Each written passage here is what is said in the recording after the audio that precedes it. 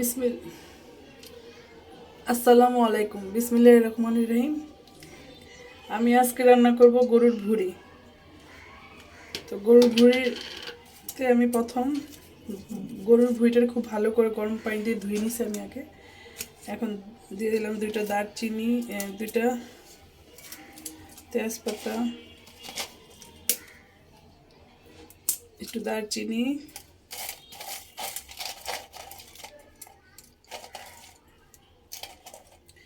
এলাচ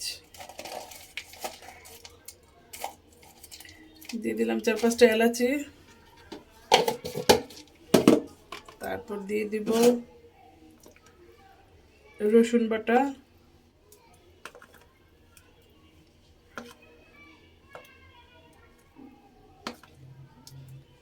আদা বাটা,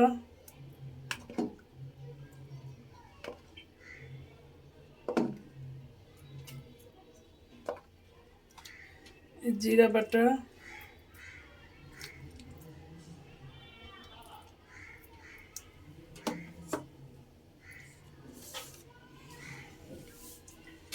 তারপর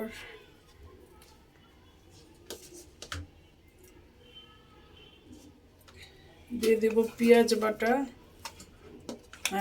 পেঁয়াজ কুচি, কাঁচামরিচ।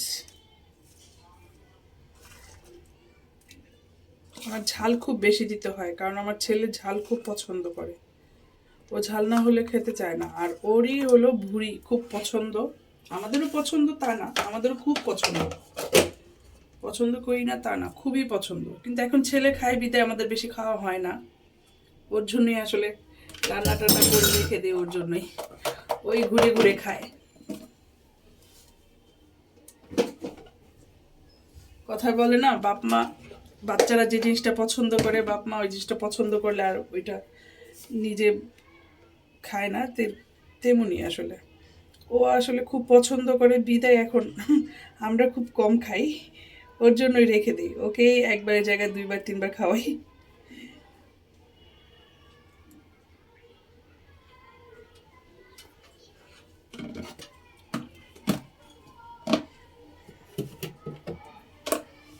তা আমি এখন অল্প একটু তেল দিব,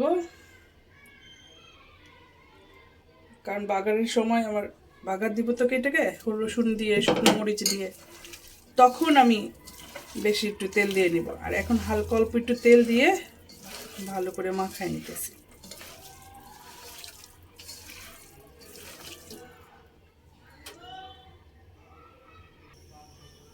তো আমি এটা ভালো করে মাখায় নিছি, একটু পানি দিয়ে দিলাম কষানোর জন্য।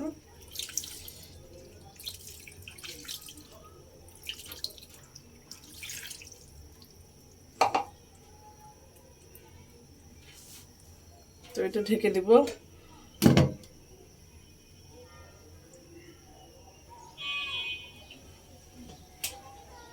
তো আমি উজিটা একটু নাড়া দিয়ে নিলাম, গরম হয়ে গেছে প্রায়।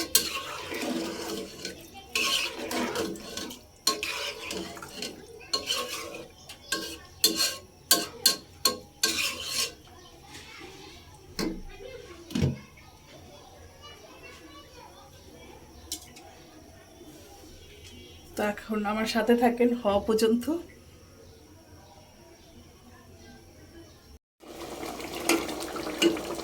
তো আমার ভুঁড়ি হয়ে গেছে। এখন শুধু আমি রসুন দিয়ে শুকনো মরিচ দিয়ে বাগার দিয়ে নেব।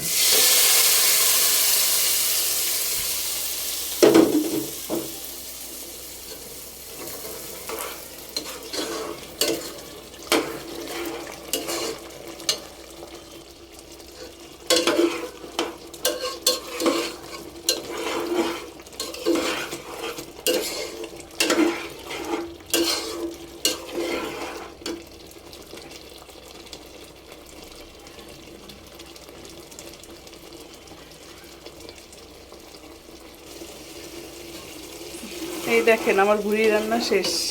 ধোয়ার জন্য দেখা যাইতেছে না কিছু, কমপ্লিট আমার ভুড়ি রান্না। তো এই যে আমার ভুড়ি রান্না শেষ, এখন খাওয়া দাওয়া হবে। তো সবাই ভালো থাকবেন, সুস্থ থাকবেন, আমার জন্য দোয়া করবেন, আর আমার পেজটাকে সাবস্ক্রাইব করে দেবেন, লাইক কমেন্ট শেয়ার করে দেবেন। তো আজকের জন্য এখানেই রাখছি। আল্লাহ হাফেজ, আসসালামু আলাইকুম।